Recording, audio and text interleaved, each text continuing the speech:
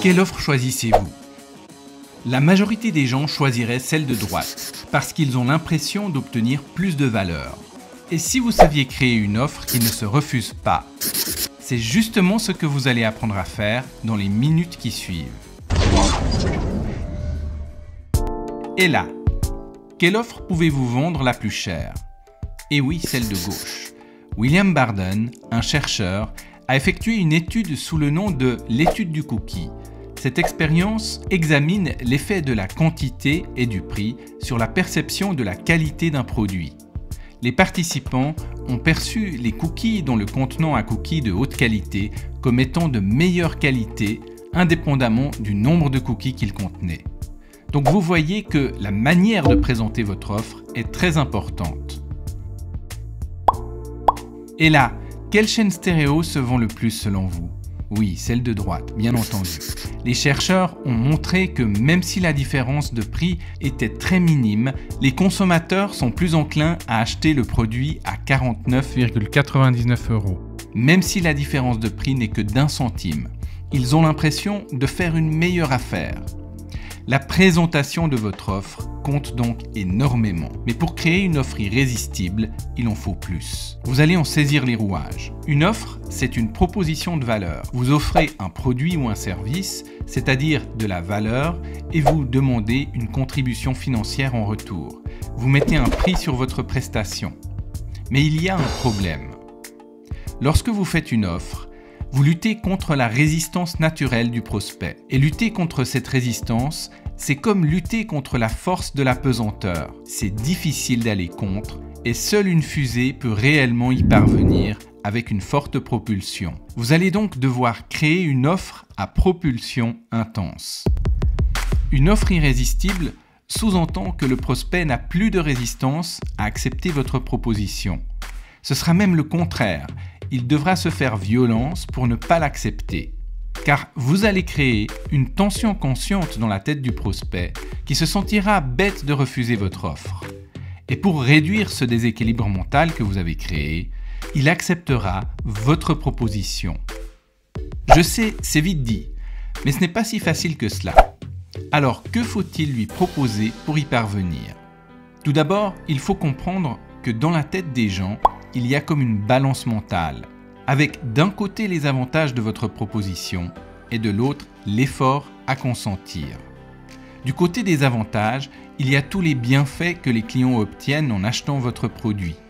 Et du côté des efforts à consentir, il y a tous les inconvénients et les sacrifices qu'ils font pour l'obtenir. Devoir dépenser de l'argent est un de ces sacrifices, mais ce n'est pas le seul.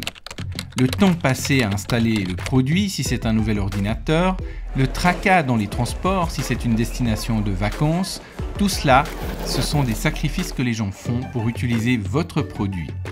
Votre rôle, c'est de les minimiser le plus possible.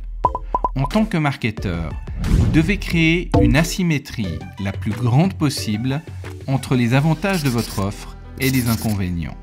Et lorsque les inconvénients tendent vers zéro, et que les avantages semblent innombrables, vous avez une offre irrésistible. Mais retenez qu'une offre, aussi séduisante soit-elle, doit rester profitable pour vous. Autrement dit, vous pourriez offrir énormément de valeur et ne rien demander en retour. Mais votre affaire ne ferait pas long feu. L'autre piège, c'est de créer des offres qui semblent trop belles pour être vraies. Les consommateurs sont méfiants. Votre offre n'est donc pas irrésistible si elle n'est pas crédible. Si vous en proposez trop pour trop peu, vous vous tirez une balle dans le pied. Si vous voulez aller plus loin, vous pouvez suivre le programme Architecte de l'offre à succès, qui se trouve sur la plateforme Stratège Marketing. À l'intérieur, vous découvrirez une méthode pour créer une offre irrésistible et crédible pas à pas.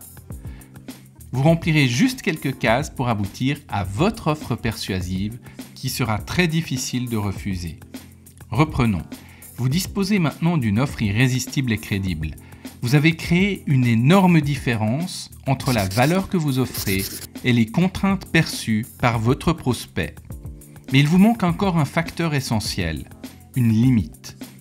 Cela peut être une limite de temps, vous limitez la durée de l'offre, ou une limite de quantité, le nombre de produits est limité. Souvenez-vous qu'une offre irrésistible est éphémère. Elle n'est pas disponible souvent et les gens se précipitent pour en profiter. Allez, encore une astuce. Imaginez deux offres. Un produit de haute qualité, par exemple un stylo de luxe, est offert à un certain prix. Le même produit de haute qualité est offert au même prix, mais cette fois accompagné de produits de moindre valeur. Par exemple, plusieurs stylos ordinaires. Quelle est l'offre la plus attractive ? Voici la réponse. Lorsque le produit de haute qualité est vendu seul, les consommateurs ont tendance à lui attribuer une valeur plus élevée. Cependant, lorsque le même produit de haute qualité est inclus dans un ensemble avec des produits de moindre valeur, la perception globale de sa valeur diminue, même si le prix total reste identique. Cet effet suggère que la valeur perçue d'un article peut être diluée lorsqu'il est présenté avec des articles de valeur inférieure, même si la valeur économique de l'offre est la même. Cela démontre comment la perception de valeur peut être influencée par le contexte dans lequel un produit est présenté, plutôt que par sa valeur intrinsèque ou son prix. Il faut donc vous méfier de l'effet de dilution lorsque vous présentez votre offre. Récapitulons. Vous devez créer une asymétrie entre les avantages que vous offrez et les efforts, soit l'effort financier, l'effort de temps, c'est-à-dire les contraintes de votre produit. L'écart entre ces deux aspects, avantage du produit et effort perçu, doit être le plus grand possible. Une offre est irrésistible si elle est crédible. Les gens sont naturellement méfiants si votre offre est trop belle pour être vraie. Elle ne sera donc par nature pas irrésistible. Il faut aussi ajouter une limite de temps ou de quantité. Une bonne offre est éphémère. Et n'oubliez pas, la présentation de votre offre compte énormément.